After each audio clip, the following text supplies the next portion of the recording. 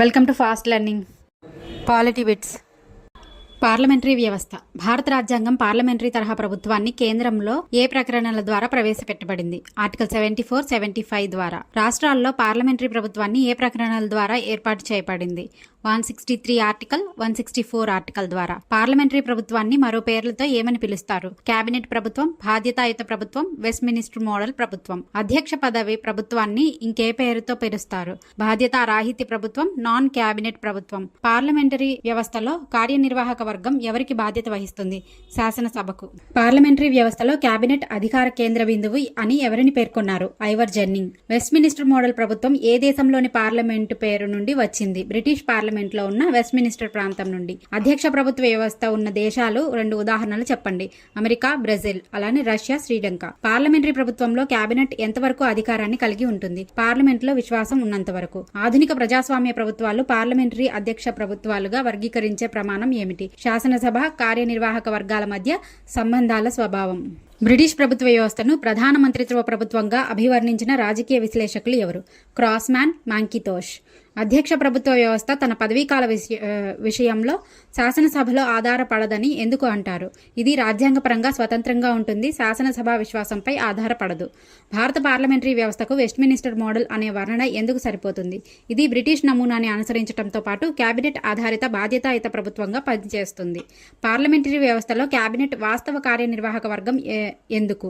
Cabinet పాలన నడిపిస్తుంది మరియు పార్లమెంట్కి ప్రత్యక్ష బాధ్యత వహిస్తుంది. భారత పార్లమెంటరీ వ్యవస్థలో నామమాత్ర కార్యనిర్వాహక అధిపతి ఎవరు? రాష్ట్రపతి. డేజ్యూరో ఎగ్జిక్యూటివ్. భారత పార్లమెంటరీ వ్యవస్థలో వాస్తవ కార్యనిర్వాహక అధిపతి ఎవరు? ప్రధానమంత్రి. De facto executive. ప్రధానమంత్రి అధ్యక్షతన మంత్రిమండలి ఏర్పాటు కావటానికి సంబంధిత రాజ్యాంగ ప్రకరణ ఏది? 74వ ప్రకరణ. పార్లమెంటరీ ప్రభుత్వంలో ప్రభుత్వాన్ని ఏ సభకు మంత్రిమండలి బాధ్యత వహిస్తుంది? లోక్సభకు. పార్లమెంటరీ ప్రభుత్వంలో సమిష్టి బాధ్యత ఏ ప్రకరణలో ఉంది? 75వ ఆర్టికల్. లోక్సభలో మెజారిటీ పార్టీ నాయకుడిని ప్రధానమంత్రిగా ఎవరు నియమిస్తారు? రాష్ట్రపతి. అవిశ్వాస తీర్మానం ద్వారా ఎవరిని పదవి నుండి తొలగించవచ్చు? ప్రధానమంత్రి అధ్యక్షతన గల మంత్రిమండలిని. సంకీర్ణ ప్రభుత్వంలో మంత్రులు ఏ సూత్రాన్ని కట్టుబడి పనిచేయాలి? సర్వసమ్మతి సూత్రం, కాన్సెన్సస్. లోక్సభలో ఏ రాజకీయ పార్టీని మెజారిటీ రానప్పుడు రాష్ట్రపతి ఏ ప్రభుత్వాన్ని ఏర్పాటు చేయగలదు? సంకీర్ణ ప్రభుత్వం. మంత్రిమండలి నియామకం ఎవరి సలహా మేరకు జరుగుతుంది? ప్రధానమంత్రి సలహా మేరకు. సమిష్టి బాధ్యతా సూత్రం ప్రకారం మంత్రిమండలి ఎలా పనిచేస్తుంది? కలిసి ఒక జట్టుగా పనిచేయాలి మరియు లోక్సభ విశ్వాసాన్ని పొందాలి. రాజకీయ సజాతీయత ఎందుకు సాధారణంగా మంత్రిమండలిలో కనిపిస్తుంది? మంత్రులు సాధారణంగా ఒకే రాజకీయ పార్టీకి చెందిన వారై ఉండటం వల్ల. రాష్ట్రపతి మంత్రిమండలి సలహాలను విస్మరించగలడా? కాదు, ఆయన మంత్రిమండలి సలహాలను ఆమోదించి తీరాలి. పార్లమెంటరీ ప్రభుత్వ వ్యవస్థలో శాసనసభ, కార్యనిర్వాహక వర్గాల మధ్య సంబంధం ఎలా ఉంటుంది? కార్యనిర్వాహక వర్గం శాసనసభ పట్ల బాధ్యత వహిస్తుంది. ప్రభుత్వాన్ని ఏర్పాటు చేయడంలో రాజకీయ సజాతీయత ఎందుకు ముఖ్యమైన లక్షణం? రాజకీయ సిద్ధాంతాలు, విధానాలపై ఏకాభిప్రాయం కలగడం కోసం. లోక్సభ అవిశ్వాస తీర్మానానికి లోనైన తర్వాత మంత్రిమండలి పరిస్థితి ఏమిటి? మంత్రిమండలి మొత్తం రాజీనామా చేయాలి ఉంటారు. మంత్రులు ఎంపికలో ప్రధానమంత్రి స్వేచ్ఛ పరిమితమా? అవును, చాలా పరిమితంగా ఉంటుంది.